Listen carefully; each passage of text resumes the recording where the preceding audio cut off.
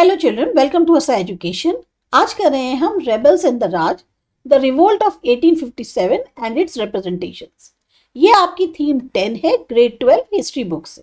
तो चैप्टर की शुरुआत में बताया गया है कि दोपहर में 10 मई 1857 को, दोपहर के बाद का समय है, जो सिपाही थे, सिपॉइज यानी सिपाही जो थे, कैंटोनमेंट में, कैंटोनमेंट क्या होता है, जो आपकी छावनी होती है, जहां सेना होती है, मिलिट्री कैंप्स जो होते हैं, वहां पर मेरठ के अंदर जो है बगावत हो गई, एक विद्रोह हो गया। सबसे पहले जो है उसकी शुरुआत हुई जो वहीं के पैदल सवार थे उनसे, मतलब जो पैदल सेना थी। फिर उसके बाद वो धीमे धीमे उस जगह पहुंची जहां घुड़सवार थे, सिपाही, और फिर फाइनली शहर में आ गई। जो साधारण लोग थे टाउन्स के या जो आसपास के गांव के, उन्होंने भी सिपाहियों को ज्वाइन कर लिया। अब सिपाहियों ने क्या किया, जिस जगह पे आर्म्स और एम्यूनिशन रखे जाते थे उनको खूब सारा इकट्ठा कर लिया और फिर हमला करने के लिए जो व्हाइट लोग थे उनके ऊपर चल दिए। इतने बीच में उन्होंने उनकी जो बंगलोज थे, प्रॉपर्टीज थी, उनको खूब उसमें, जैसे कहते हैं ना, अंदर घुस गए, खूब उसको अनटाइडी कर दिया, चीजें ढूंढ रहे हैं और फिर फाइनली उसको जला दिया।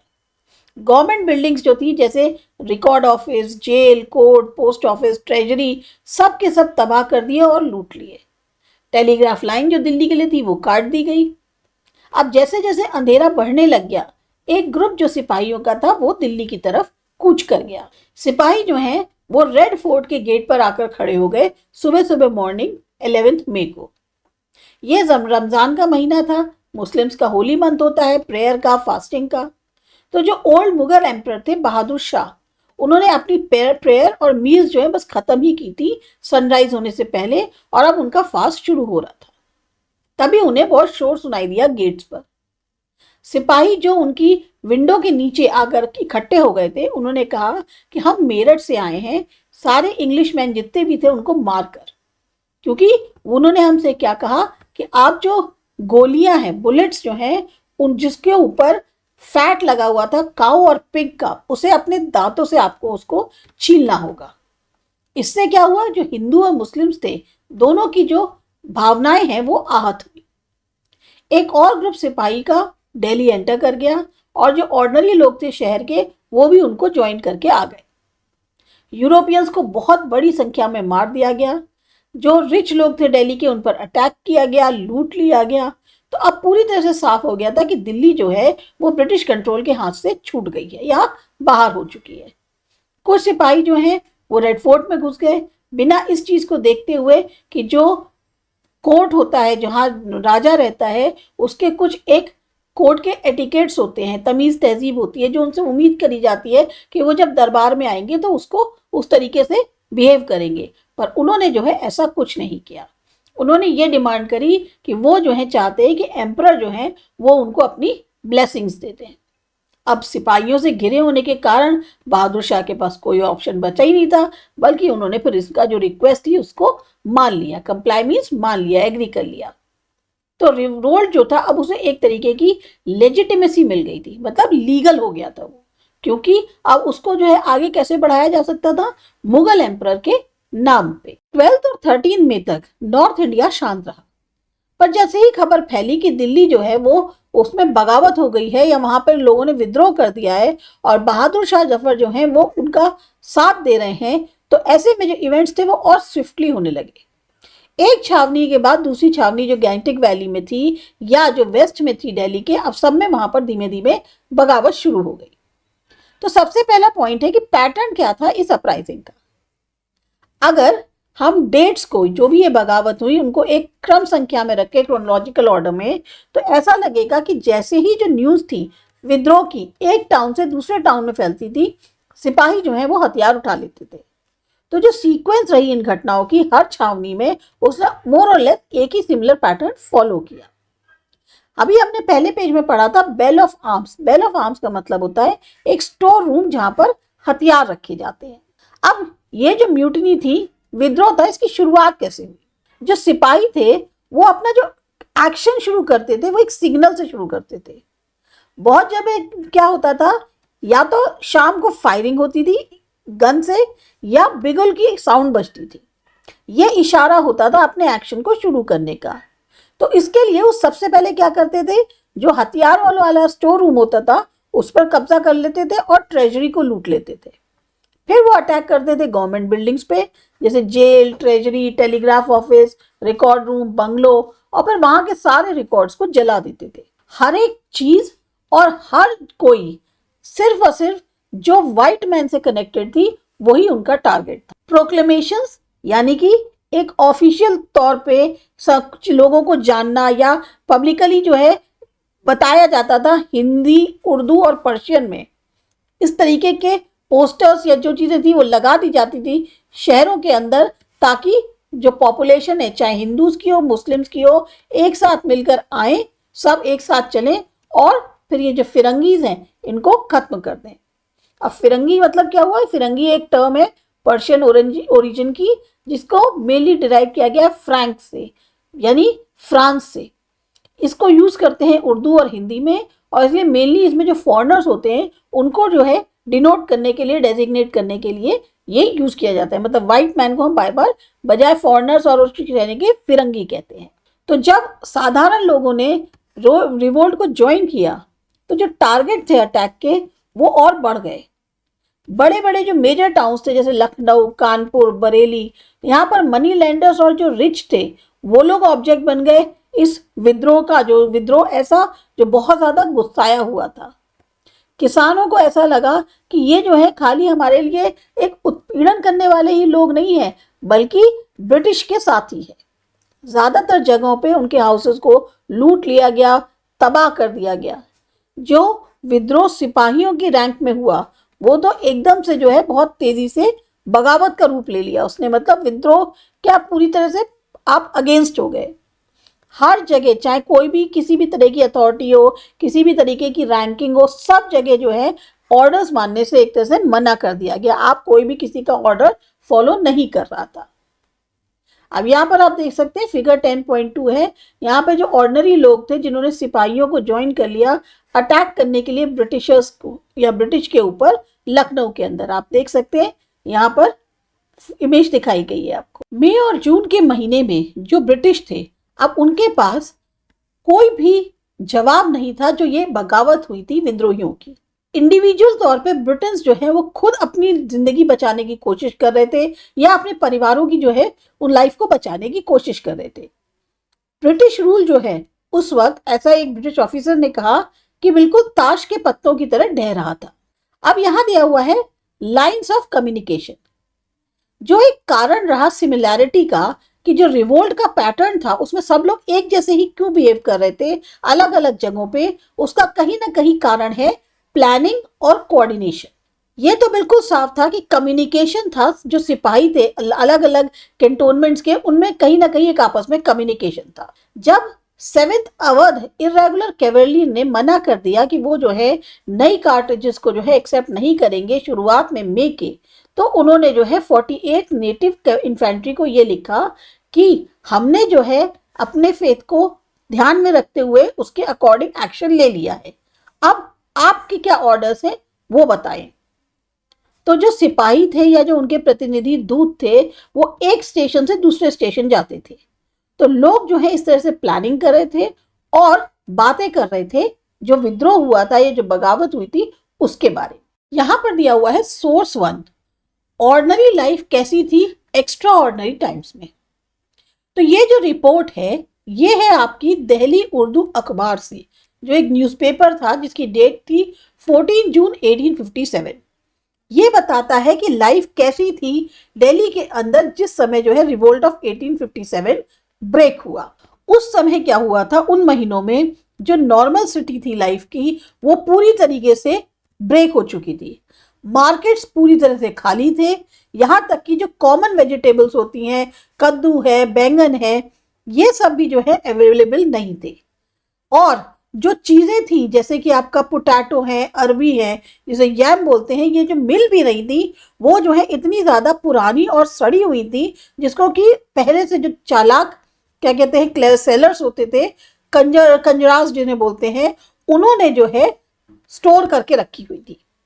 कुछ वेजिटेबल्स जो है अभी भी आ रही थी गार्डन से जो शहर के अंदर थे, लेकिन वो रिजर्व किसके लिए रखी गई थी, जो रिच लोग थे उनके लिए।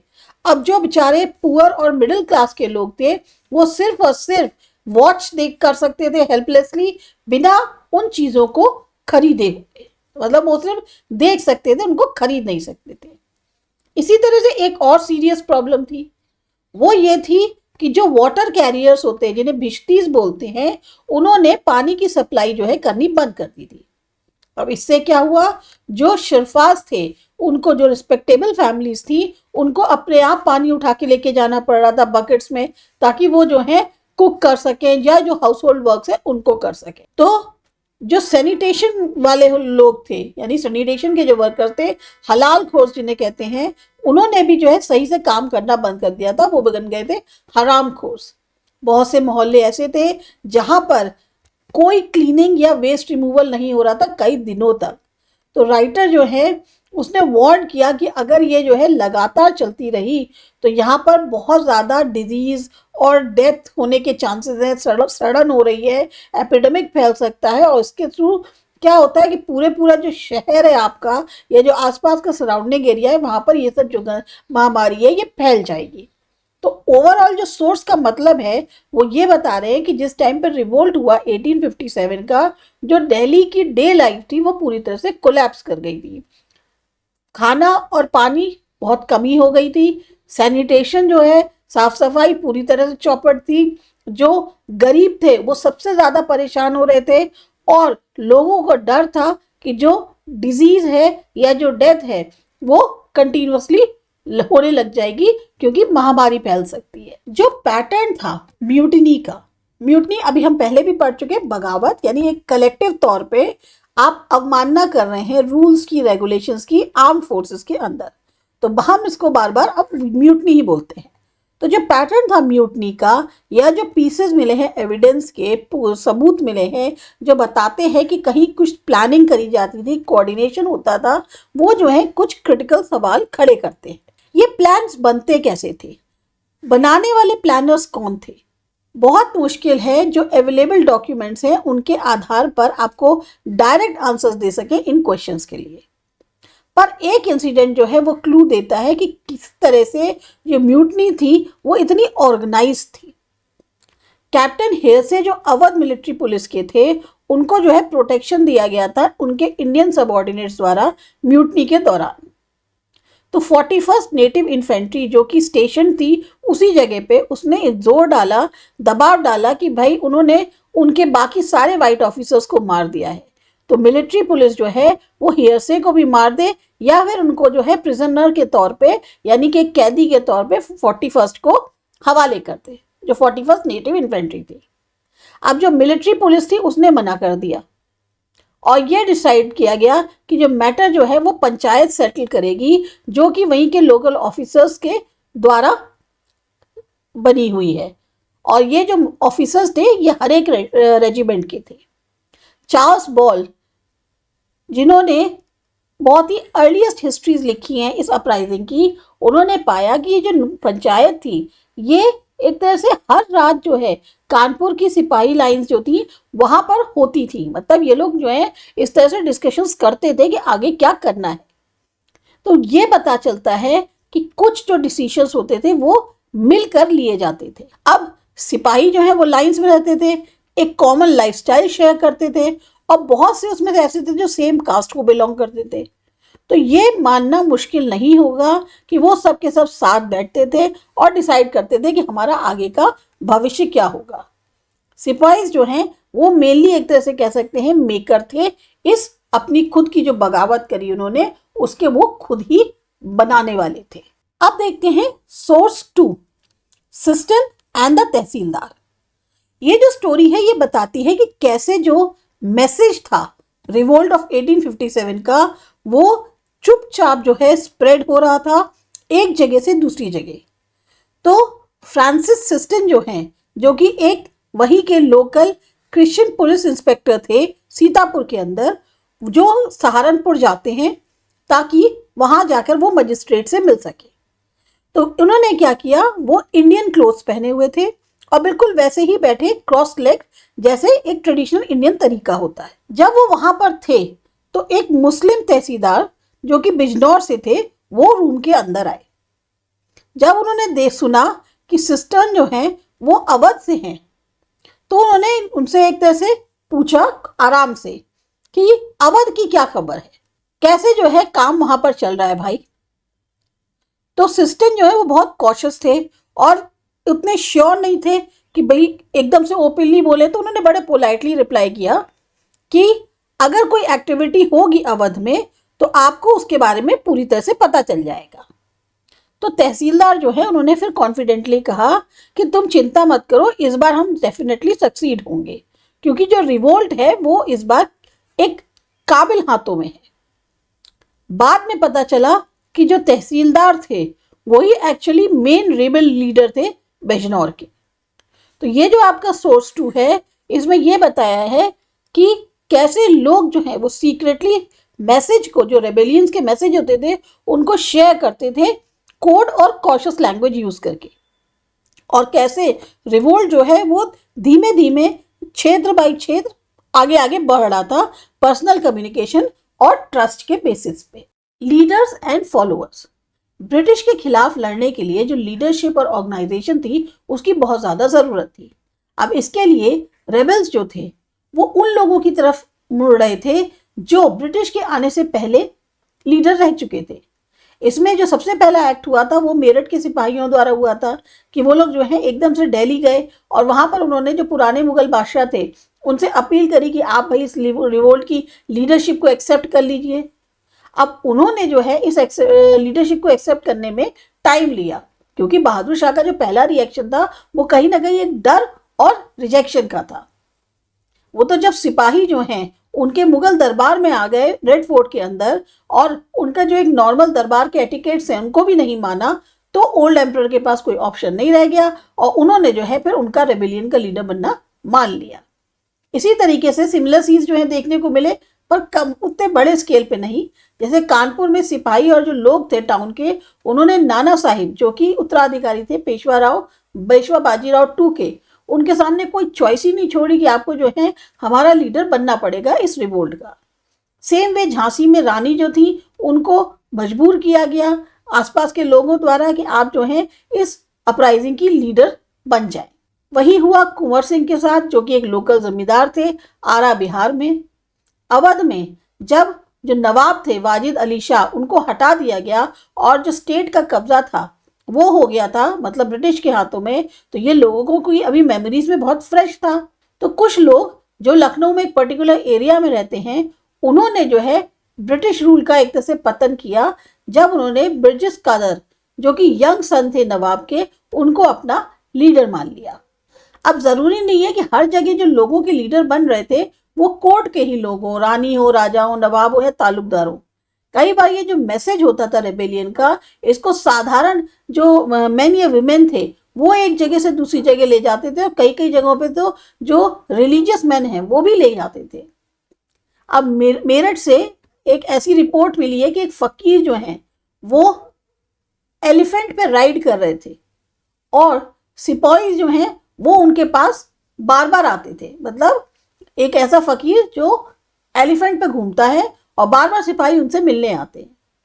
लखनऊ में जब अवध पर कब्जा हो गया तो बहुत सारे ऐसे रिलीजियस लीडर्स थे या जो सेल्फ स्टाइल प्रॉफिट्स थे। सेल्फ स्टाइल प्रॉफिट्स का मतलब होता है कि ऐसा इंसान जो अपने आप को प्रॉफिट बोल रहा है जबकि उसके पास कोई भी लेजिटिमेट अथॉरिटी नहीं है। वो लोग भी जो हैं डिस्ट्रक्शन कैसे किया जाए ब्रिटिश रूल का उसको प्रीच कर रहे थे। बाकी जगहों पे लोकल लीडर्स उभरे जिन्होंने किसानों को, जमींदारों को, ट्राइबल्स को, आदिवासी जो होते हैं उनको बोला कि आप भी बगावत करिए। शाहमल जो हैं उन्होंने जो गांव थे परगना बरौत के जो गांव वाले थे उत्तर प्रदेश में, उनको बोला। गोनू जो कि ट्राइबल कल्टीवेटर थे सिंहभम के छोटा नागपुर में, वो भी रेबल लीडर बन गए थे कोल ट्राइब्स के उस एरिया के अंदर। अभी यहाँ पर आपके सामने 10.3 जो इमेज है इसमें रानी लक्ष्मीबाई को दिखाया गया है और सेम वे 10.4 में नाना साहिब दिखाए गए हैं। 1858 के एंड में जब रेबेलियंस जो हैं वो कोलैप्स कर गए तो नाना साहिब जो हैं वो नेपाल चले गए या नेपाल भाग गए। एक तरह से जो स्टोरी है उनके भागने की वो नाना साहिब के करेज और उनकी जो बहादुरी थी उसको दर्शाती है। किस तरीके से वो यहाँ से भागे थे वो जो स्टोरी है वो उनकी बहादुरी को दर्शाती है। To rebels of 1857। पहले देखते हैं शाहमल कौन थे। शाहमल जो है एक बहुत बड़े गांव में परगना बरौत उत्तर प्रदेश में रहते थे। ये बिलोंग करते थे जाट कल्टीवेटर्स के ग्रुप को, जिनका कुनबा जो है उस फैला हुआ था। उसके जो रिलेशंस थे वो 84 देश तक थे, मतलब 84 गांव से उनका कनेक्शन था। जो जमीन थी इस क्षेत्र की वो बहुत ही ज्यादा इरिगेटेड और फर्टाइल थी, जिसमें रिच डार्क लोम सॉइल थी। तो यहाँ के जो गांव वाले थे वो काफी संपन्न थे और उनको ये लगता था कि ये जो ब्रिटिश का लैंड रेवेन्यू सिस्टम है ये काफी उत्पीड़न करने वाला है, क्योंकि जो रेवेन्यू डिमांड थी वो बहुत ज्यादा थी और उसका कलेक्शन इनफ्लेक्सिबल था।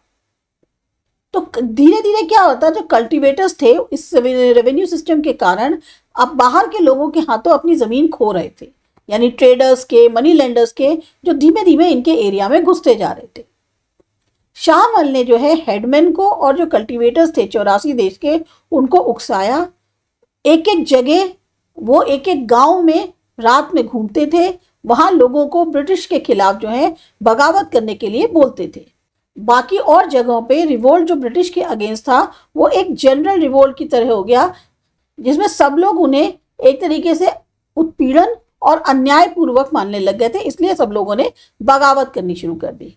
जो कल्टीवेटर्स थे उन्होंने अपने खेत छोड़ दिए, मनी लेंडर्स और ट्रेडर्स के जो घर थे उनमें लूटपाट करनी शुरू कर दी। जिन लोगों ने अपनी जमीनें खो दी थी उनको वो दोबारा से मिल गई। शाहमल के जो आदमी थे वो गवर्नमेंट बिल्डिंग्स पे अटैक करते थे, जो ब्रिज होते थे रिवर के ऊपर उनको तोड़ देते थे, या जो मेटल रोड्स होती थी उनको खोद देते थे। बेसिकली पर्पस क्या था कि जो गवर्नमेंट फोर्सेस हैं वो उनके एरिया में ना आ पाए, और इसके लिए भी कि जो ब्रिजेस और रोड्स थी वो सिंबल थी ब्रिटिश रूल की। वो सप्लाई भेजते थे उन सिपाहियों को जिन्होंने म्यूटनी करी थी दिल्ली में, और सारे ऑफिशियल कम्युनिकेशन जो हैं जो ब्रिटिश हेडक्वार्टर्स और मेरठ के बीच में थे उन्होंने उसको रोक दिया था। लोकली उनको लोग राजा कहते थे, राजा शाहमल। तो उन्होंने जो है बंगला ले लिया एक इंग्लिश ऑफिसर का और उसको कन्वर्ट कर लिया हॉल ऑफ जस्टिस के नाम पे, मतलब कि वहां पर वो जो है डिस्प्यूट्स, जो भी जजमेंट्स होते थे उनको सेटल करते थे। इनका एक बहुत ही इफेक्टिव जो है नेटवर्क था इंटेलिजेंस का। लोग जो उस एरिया के हैं वो ये मानने लग गए थे कि कुछ समय के लिए कि फिरंगी राज जो है खत्म हो गया है और इनका राज आ गया है। और शाहमल जो है वो मारे गए एक लड़ाई में जुलाई 1857 के अंदर। दूसरे हैं मौलवी अहमदुल्ला शाह। मौलवी अहमदुल्ला शाह जो हैं वो उन बहुत सारे मौलवियों में से एक है जिन्होंने एक बहुत इंपॉर्टेंट रोल प्ले किया रिवोल्ट ऑफ 1857 में। हैदराबाद में इनकी पढ़ाई हुई थी और ये जो है प्रीचर बन गए जब यंग थे।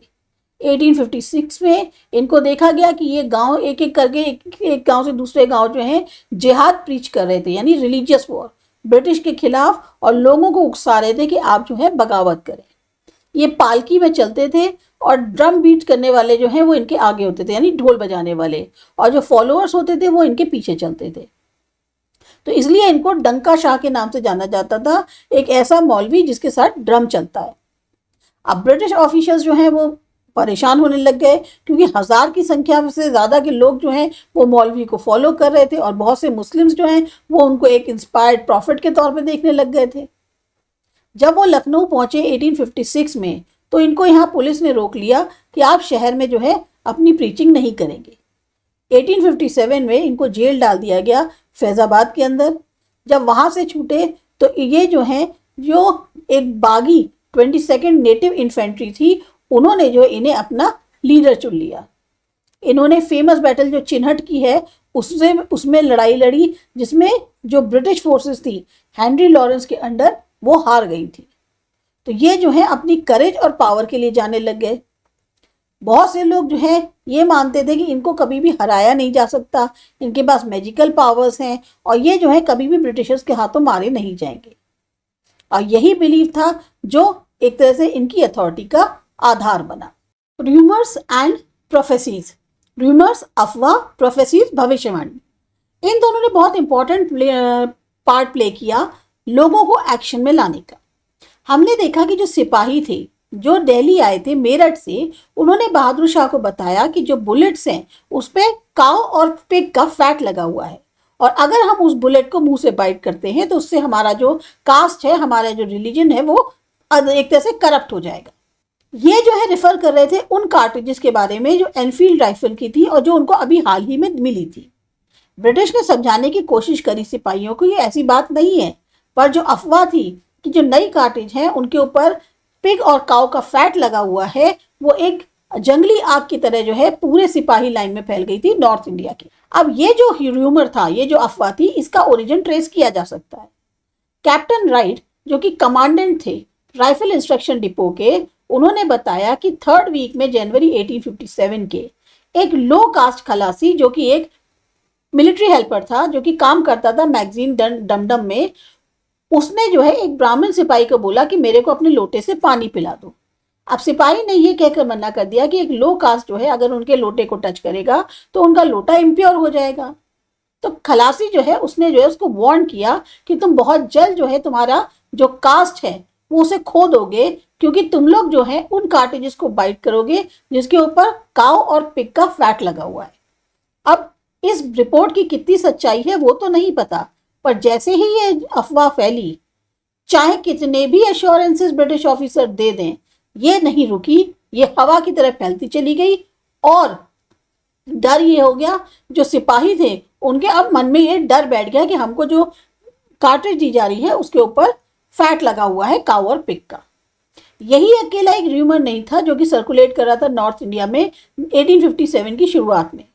एक अफवाह यह भी थी कि जो ब्रिटिश गवर्नमेंट है वो एक बहुत बड़ी कॉन्स्पिरेसी कर रही है कास्ट और रिलीजन जो हिंदू और मुस्लिम्स के हैं उनको खत्म करने के लिए, तबाह करने के लिए।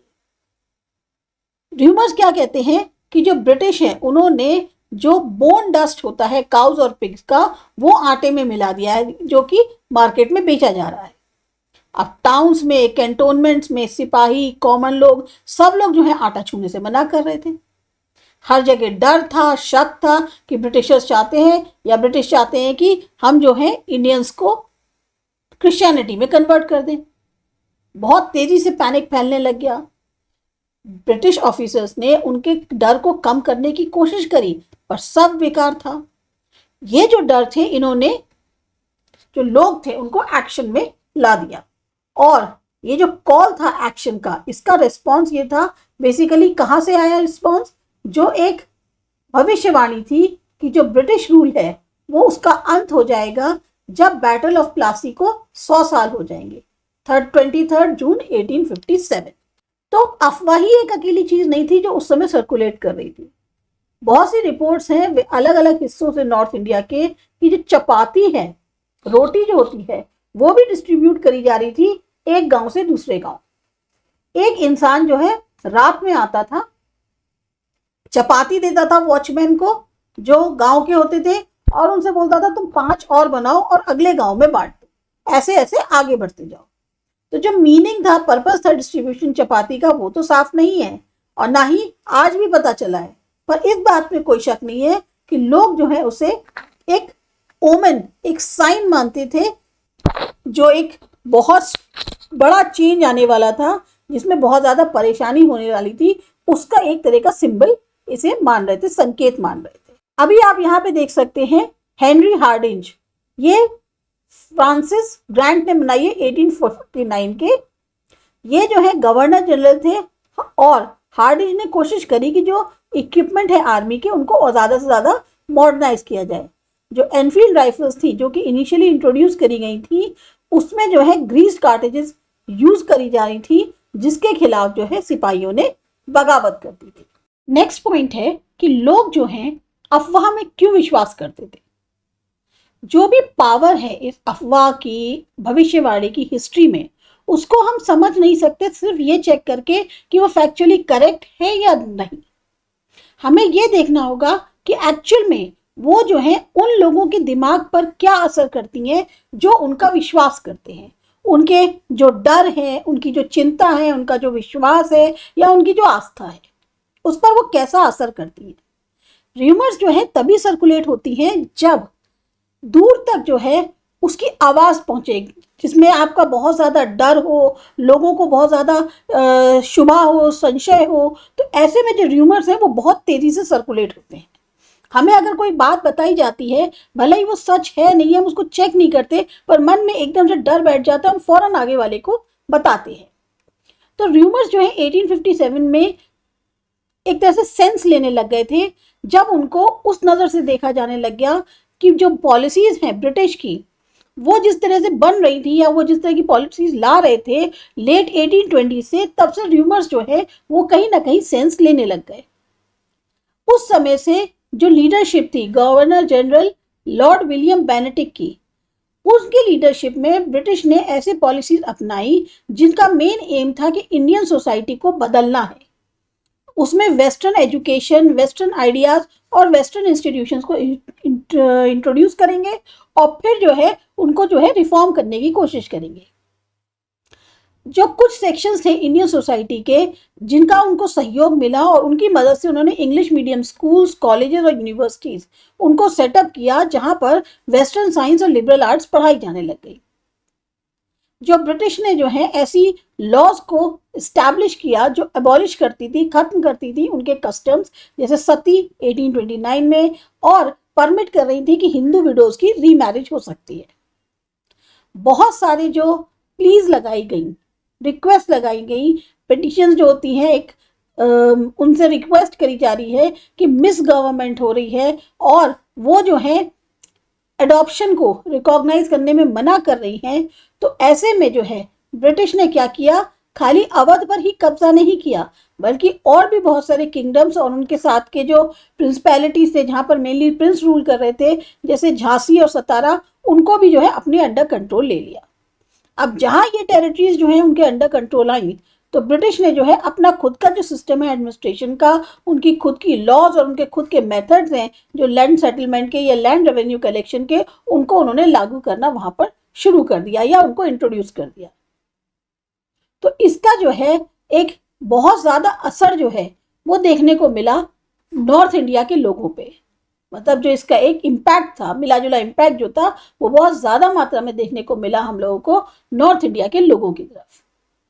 लोग जो हैं ऐसा सोच रहे थे कि जो भी वो अभी तक जिसको वो अच्छा मानते हैं, जिसको वो पवित्र मानते हैं, चाहे किंग्स या सोशल रिलीजियस कस्टम्स हो, उनसे लेके जो हमारे लैंड होल्डिंग या रेवेन्यू पेमेंट के जो पैटर्न्स थे, वो जो है कहीं ना कहीं खत्म करे जा रहे हैं और रिप्लेस किए जा रहे हैं एक ऐसे सिस्टम से जो बहुत ज़्यादा इम्पर्सनल है, बाहर का एलियन है और बहुत ज़्यादा उत्पीड़न करने वाला है। ये जो परसेप्शन था, ये जो इनका जो नज़रिया था, ये और ज़्यादा सीरियस तब हो गया जब एक्टिविटीज़ होने लग गई क्रिश्चियन मिशनरीज की। तो ऐसी जो सिचुएशन थी एक अनसर्टेनिटी की, उस टाइम पे र्यूमर्स जो है वो बहुत तेज़ी से फैल रहे थे। अब क्या आधार था रिवोल्ट ऑफ 1857 का, उसके बारे में कुछ डिटेल अगर हमें एक्सप्लोर करनी है तो हमें अवध देखना होगा। ये one of the major centres था जहां ड्रामा जो 1857 का है वहां से इसकी शुरुआत हुई।